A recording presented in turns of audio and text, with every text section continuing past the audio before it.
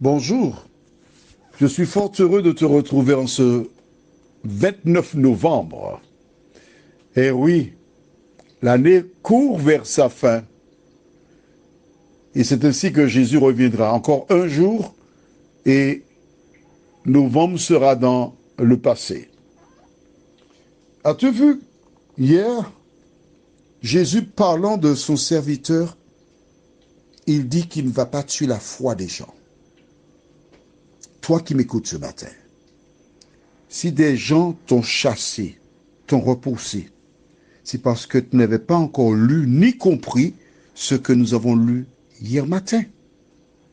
Car si tu avais lu et compris, tu saurais que le diable a placé ses agents justement pour te chasser de la présence de Dieu.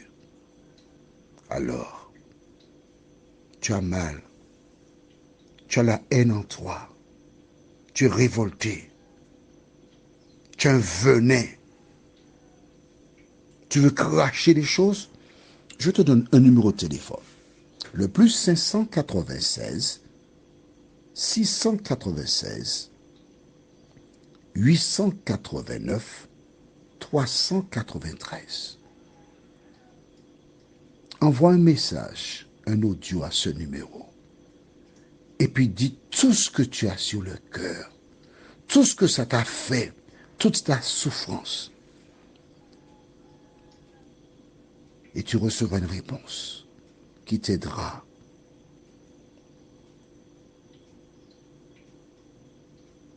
à relever la tête. C'est moi qui t'enverrai la réponse directement, personnellement. Alors n'aie pas peur de m'envoyer cela. Je t'attends. Ne tarde pas trop. Il me tarde d'échanger avec toi. Aujourd'hui, nous lirons dans Matthieu 20, versets 20 à 28.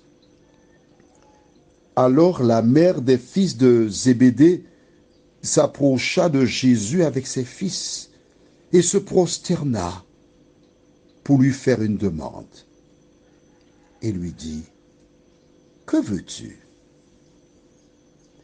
Ordonne, lui dit-elle, que mes deux fils que voici soient assis dans ton royaume, l'un à ta droite et l'autre à ta gauche. Jésus répondit, vous ne savez ce que vous demandez. Pouvez-vous boire la coupe que je dois boire? Nous le pouvons, dirent-ils. Et il leur répondit, il est vrai que vous boirez ma coupe, mais pour ce qui est d'être assis à ma droite et à ma gauche, cela ne dépend pas de moi et ne sera donné qu'à ceux à qui mon Père l'a réservé. Les 10, ayant entendu cela, furent indignés contre les deux frères. Jésus les appela et dit, vous savez que les chefs des nations les tyrannisent et que les grands les asservissent. Il n'en sera pas de même au milieu de vous. Mais quiconque veut être grand parmi vous, qu'il soit votre serviteur.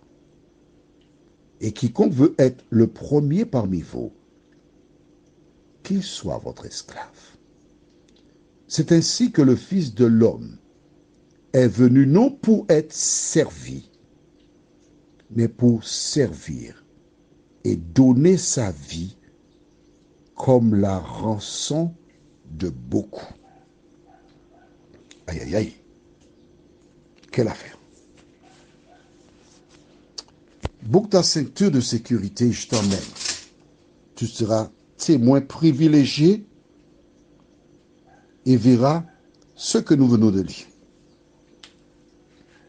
Jésus gagne en popularité. De nombreuses personnes cherchent cet homme qui semble correspondre au Messie. Beaucoup de femmes célibataires le regarde, le contemple, le dévore du regard et dit, oh là là, oh, j'aimerais tellement qu'il jette le regard sur moi et qu'il m'épouse. Oh, nous ferions de beaux enfants. Ah, c'est certain.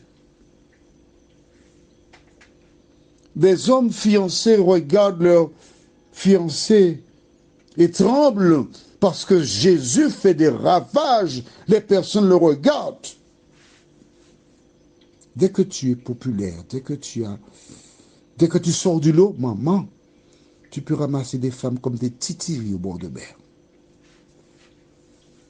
Mais voici une femme qui s'approche de Jésus, Madame Zébédée. Elle s'approche avec ses deux fils. Elle arrive, elle fait la courbette. Il dit, Seigneur, j'ai une faveur à te demander, s'il te plaît.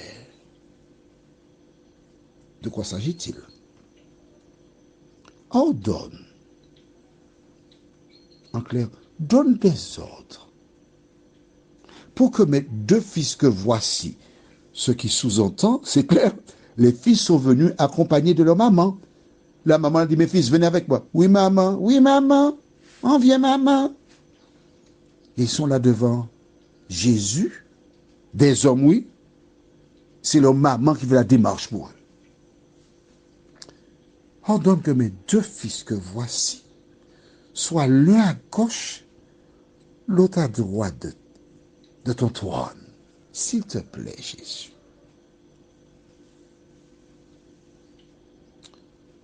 Quand je lis ce récit, je dis, Seigneur, heureusement qu'elle n'avait pas trois fils, parce que je ne sais pas où elle oublie le troisième fils.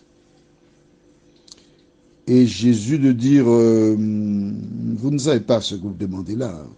Est-ce que vous pourrez boire ma coupe? Oui, nous, les garçons sont précipités. Oui, nous le pouvons. Ah oui, nous sommes capables. Hein? Ah oui, on peut boire. Hein? C'est quoi? Malta, soda? Oui, on peut.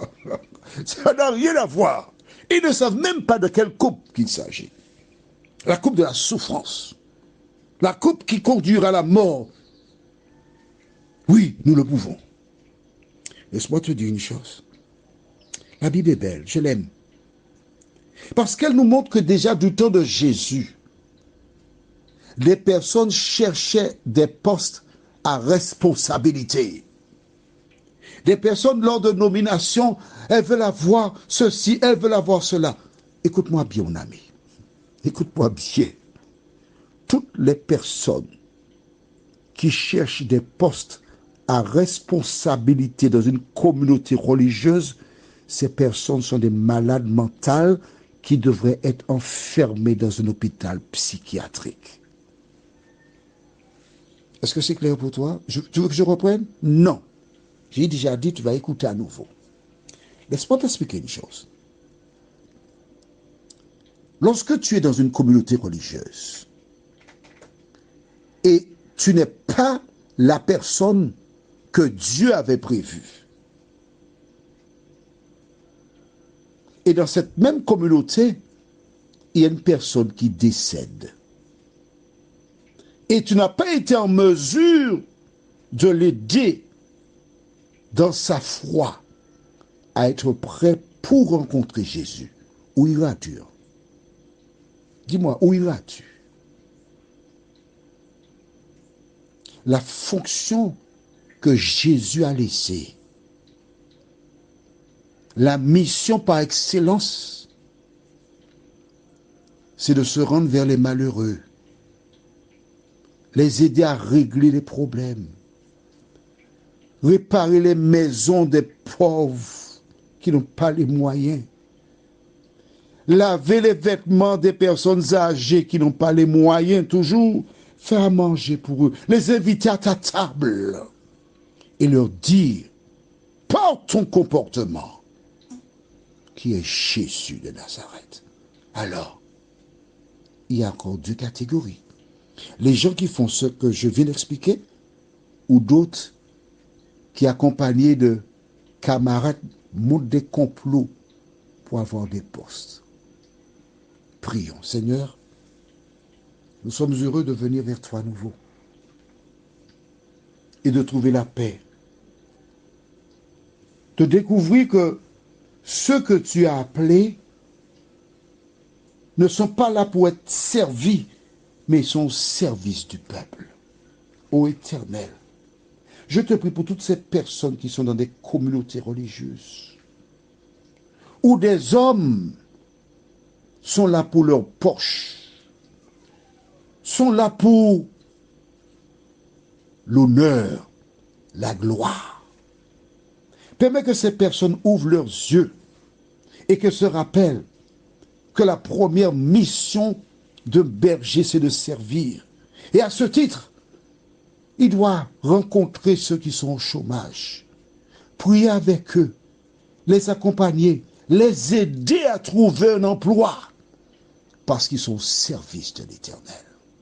Notre Seigneur, notre Dieu, que le Saint-Esprit continue d'éclairer tes enfants, afin qu'ils vivent pour toi et ta gloire, nous t'en prions, au nom de Jésus et pour ta gloire éternelle. Amen. Je te souhaite une bonne journée et n'oublie pas, n'aie pas peur de lire, puis de mettre en pratique ce que tu lis dans la Bible.